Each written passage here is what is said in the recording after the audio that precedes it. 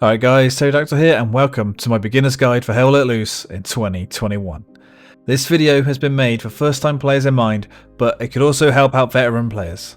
I have made nearly 30 guides and tip videos for Hell Let Loose and more will come, so if that interests you then give this video a like and subscribe.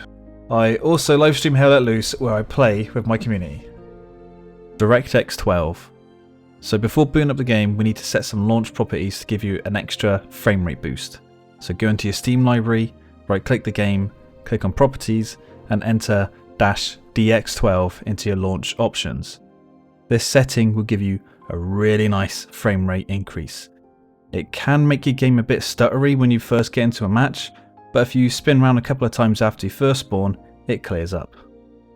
So after booting up the game for the first time, we should check out the options. Head into gameplay options and these nameplate settings should be set to at least 250 meters. Many players recommend setting them to 500, but for me 250 works fine. What this setting does is control how far the names and icons of friendly players appear. This helps to reduce instances of friendly fire and team kills. Now into video options. At the time of recording, Hell Let Loose is in early access and needs further optimization, so I would recommend setting your graphics all to medium and then adjusting from there. I have a performance guide which I will link at the top right corner of your screen, which goes over how each setting changes the look of the game and how it impacts performance. What I would recommend though is to set your shadows to low and SSAO to off, as those two are the biggest hitters to your frame rate. Once you get in the game, start adjusting the rest of the settings to get something that suits you and your system. Now onto audio options. Some players do get a slight performance increase by setting the quality to epic, so give that a try. Set your microphone setting to 50% and when you first get in game, do a mic check with your squad to see if you need to turn your setting up or down. Now onto the barracks. The barracks is where you track your overall rank and the rank of each of your roles. You can also change your appearance for each role, and as your role rank increases, you can unlock extra cosmetics. Some cosmetics are unique to certain roles, such as this medic helmet. You can also change your role loadout. Your loadout will change what weapon you will take into combat along with different equipment. Some of these loadouts can drastically change how the role plays, such as the Engineer's Sapper loadout. The main Engineer loadout is to build fortifications, but the Sapper is designed to blow them up. You unlock these extra loadouts by leveling up the role. Now let's briefly look at each role. The Commander. They command the overall battle by communicating with squad leaders. They can also use abilities such as Bombing Run, Supply Drop, and Strafing Run. The Commander is a key role in winning the battle.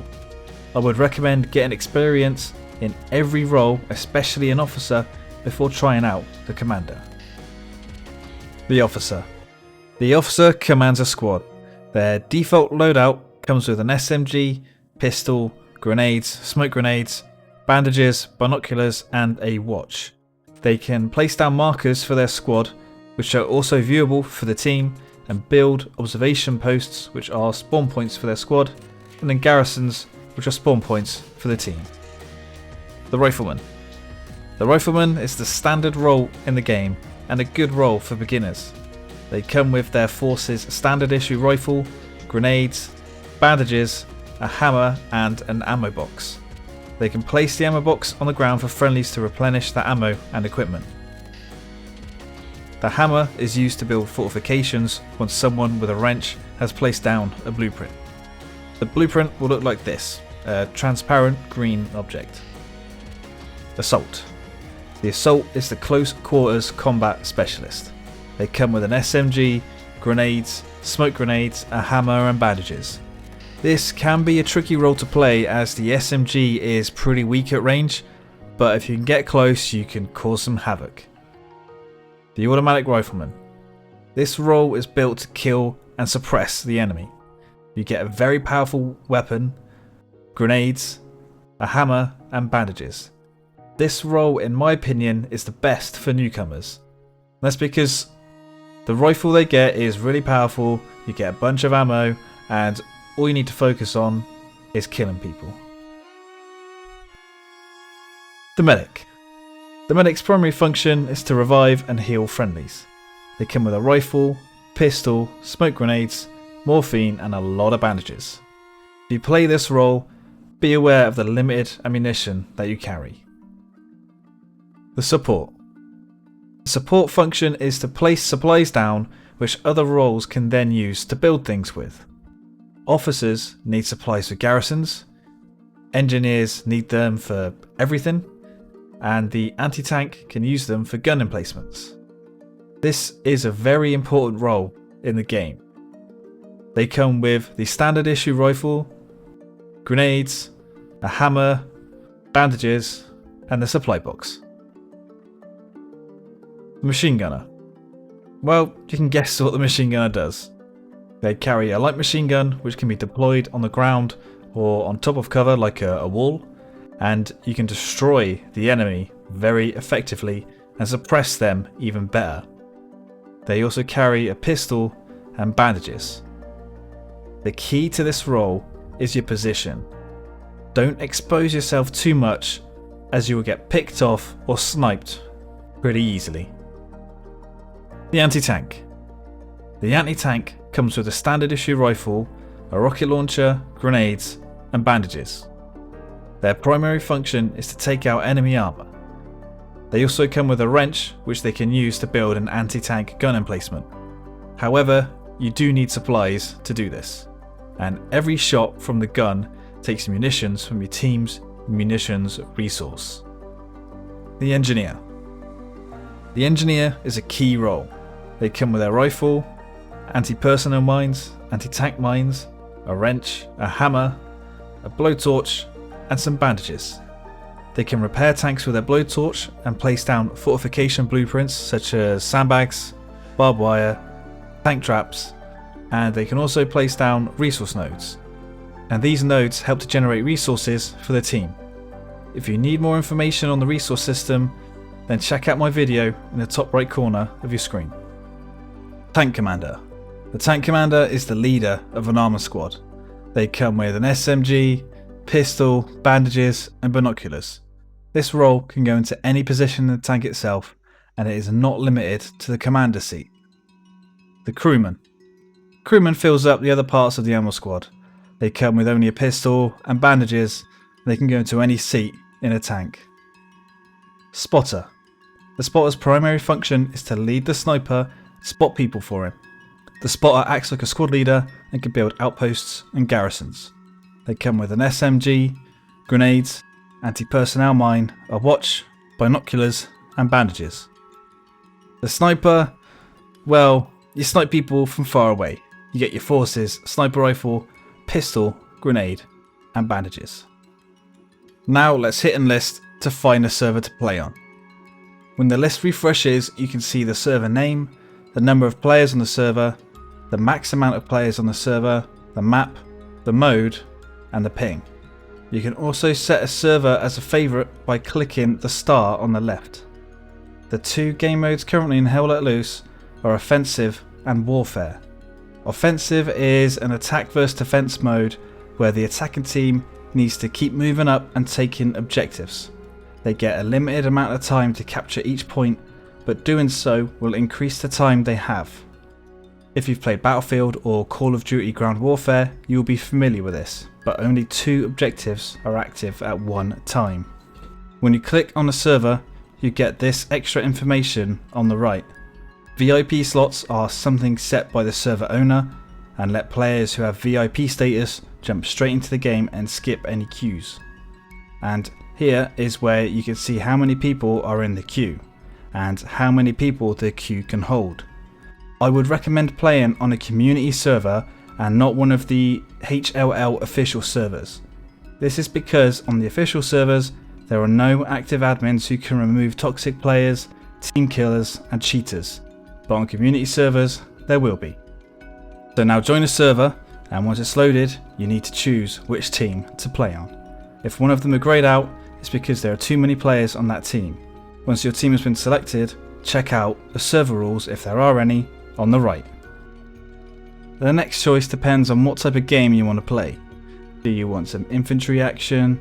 How about to roll around in a tank, or be a bit sneakier and snipe from far away? Whichever you decide, my recommendation would be to join an already existing squad, which you do so by clicking this white arrow here. You can request to join locked squads by clicking the same icon. If there is a microphone icon next to the squad's name, then the squad leader has set this to a VoIP squad, so if you join it, make sure you use your microphone. The squads can also have a set designation: offense, defense, logistics, or artillery. If the squad leader has chosen a designation, then that's what this squad's function will be during the battle. Once you have joined a squad, you now need to choose your role. All roles are limited to 1 in each squad, apart from the rifleman. If you are a beginner, I would recommend either picking the rifleman or the automatic rifleman, as their functions are primarily just to kill and have no special equipment or ability. The rifleman does have an ammo box though that you can place down. Another good role is support, as with this role you will be key in building garrisons, which are spawn points for your entire team. The officer will need you close to them so you can place down your supplies and allow them to build a garrison. If you cannot decide on what role to take, then just ask the squad leader if he wants a particular role. Once you've selected your squad and your role, you now need to spawn. You can spawn at one of 4 locations: your headquarters, a garrison, an outpost, or an airhead. Your headquarters is your main base and cannot be taken by the enemy. Your tanks and your trucks will also spawn at your headquarters. A garrison is a buildable spawn point that your entire team can spawn on. A commander, officer, and a spotter can build these, but they need 50 supplies close to them. They can only be built in a friendly blue sector and not within 200 meters of another friendly garrison. If you spot an enemy garrison, you must destroy it. These can only be destroyed in one of 2 ways: going up to it and holding your interact key, or placing down a satchel charge. If you manage to destroy an enemy garrison, it will cripple their ability to get reinforcements in. While you are close to an enemy garrison, it blocks their ability to spawn on it. An outpost is built by an officer or a spotter, and it allows their squad to spawn on them. Outposts will have quicker spawn times than garrisons, and they can also be built within the first enemy sector to allow quick deployment to combat. They can also be built within the neutral sectors that you see in the middle. The spotter's outpost can be built anywhere on the map. Destroy outposts, you either need to get close to it and it just destroys, or you can destroy it with a grenade and a tank shell. An airhead is a commander ability. They can drop this behind enemy lines and it acts as a temporary garrison. It is very useful to launch surprise attacks on the enemy. If you are playing as an officer and you spawn on an airhead, make sure you get down an outpost as fast as you can. You can destroy an airhead by interacting with it, and it acts like a garrison where if you get close to it, it will stop enemies being able to spawn on it. Now let's spawn in, so click on where you want to spawn, then click deploy in the bottom right. Now we are in game and it's time to get to the fight. Notice your teammates. You can tell who they are by the uniform and by their names being visible along with a blue icon to show you what role they are. Enemy soldiers will not have any icons above their heads. Soldiers with green icons above them are in your squad. You should stick with your squad and focus on the same objective that they are, whether it's attacking or defending an objective. Now let's check the map to see the state of battle. You can see the objectives you control in blue and enemy controlled objectives in red and neutral in grey. To capture an objective, you need to move into the sector where the objective is located. The 4 squares on the grid are the sector. Entering here will add yourself to the current capture of the sector. When you're in one of these squares, you will count as 1 soldier. If the total amount of attacking soldiers outweigh the number of defenders, then the objective will start to capture. And do you see this hashed circle in the centre? This is called the strong point, and being in this circle doubles your weight, although the commander can use an ability to triple your weight whether you're attacking or defending. So getting in this circle is what you need to do, but you should also focus on controlling the area around the strong point. You need to look for and take out enemy outposts and garrisons to stop them trying to reinforce their defence or continue their attack. Once the last point has been captured, or when their time runs out, the game is over. If you join an armour squad, your objectives are the same, but this time you're in a metal beast. Each tank has 3 seats: spotter, gunner and driver. You should always have at least 2 people in each tank, as many servers have rules against solo tank play, and also you will be a lot more effective with more people in your tank. The tanks spawn back at the headquarters and they are spawned by the commander. Each tank spawn costs fuel from the resource pool, but more on resources later. Also, do not use multiple tanks per squad, only stick to 1 tank. To enter a tank, you hold a use key. You need to start the engine before you can drive it, and you need to shift gears up and down to increase your speed. But note, you will not be able to maneuver as well at higher gears, so shift down for tight corners. You can also reverse by shifting all the way down. The drivers also get access to machine gun, and you can see where you are aiming by checking out this box here. The dot is where you are aiming. As a gunner, you can scroll up on the mouse to increase the zoom on your sight. You can also change the shell type, as you have 2 available shells: HE for infantry and AP for tanks. You can also use your coaxial machine gun. Spotter can scroll up on the mouse wheel to use a periscope to keep an eye out for enemies and other obstacles. You sort of act as a squad leader.